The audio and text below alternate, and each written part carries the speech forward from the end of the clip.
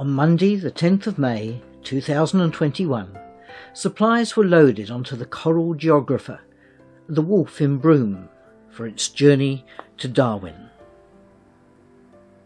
With all the passengers and crew on board, and all the luggage loaded, with the help of the crane, the ship was ready to leave. The Coral Geographer has some special motors allowing it to move sideways away from the wharf.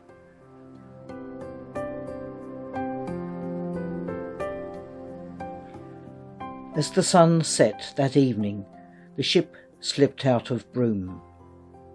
Wharfs in Broome have to be very long as the tides are enormous, as they are along the northwestern coast of Western Australia.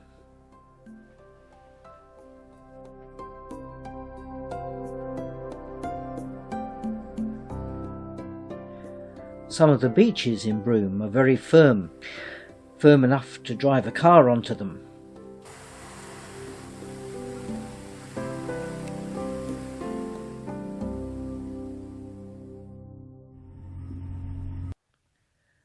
The next morning the ship was close to the Lacepede Islands, 75 kilometres north of Broome and 30 kilometres from the mainland.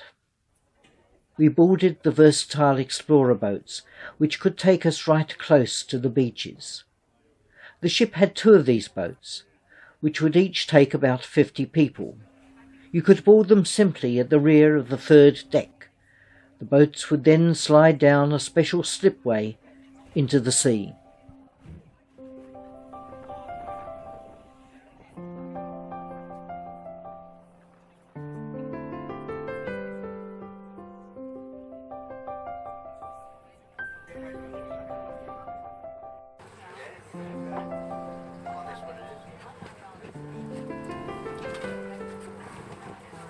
Some people also use the rubber zodiacs to get a little closer to the beaches and the birds. Lacepede Islands are a chain of 4 islands, 12 kilometres in length in total. They're built on a coral reef platform and provide an important nesting place for seabirds. While there are no trees on these islands, there is grass and low bushes.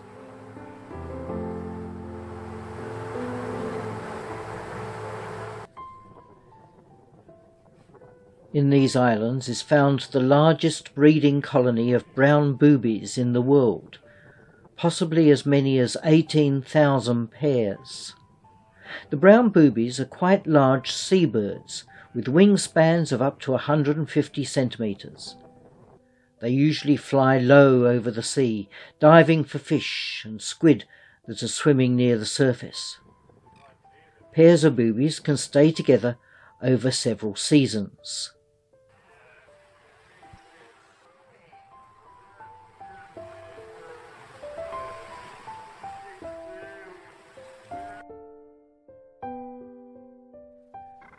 This group of birds were crested terns with yellow beaks and a distinctive black crest. They like to nest in colonies so dense that they can touch each other.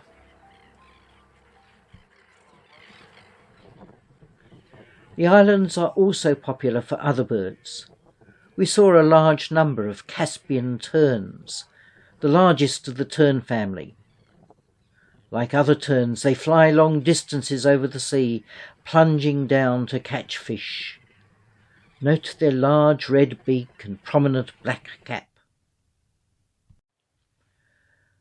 Among the terns were some waders.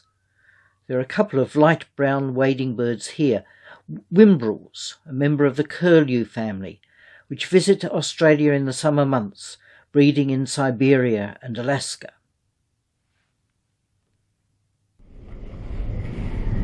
And with these terns are a couple of families of grey-tailed tattlers, who also breed in northeast Siberia and migrate annually to Australia. A pair of pied oyster catchers stand at the point of the sandbank.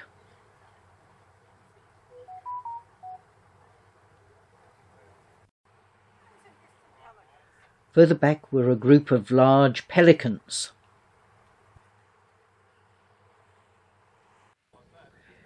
In the water near the sandbank, a large number of green turtles were swimming. As we watched, they put their heads above the water to breathe every now and then. They obviously could breathe very quickly, as they would quickly disappear under the water. I did manage to photograph one with its head up. Turtles such as these have been swimming in these waters for 1 million years, but are now considered vulnerable, partly because of the pollution in the sea.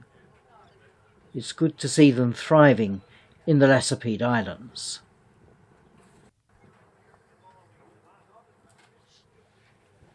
There were also other marine life visible in the waters, such as these small sharks at the water's edge.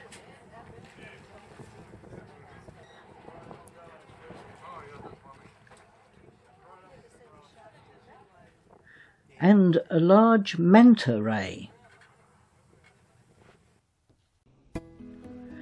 We saw more bird and marine life here than anywhere else in the Kimberley. For many years the islands were mined for guano for its fertilizer value. At one point the United States was mining here and claimed the island for itself. After a diplomatic row, the West Australian government exerted its right to the islands. It was only in 1986 that rats were eradicated here, so the place could once again become a safe place for seabirds and other sea creatures.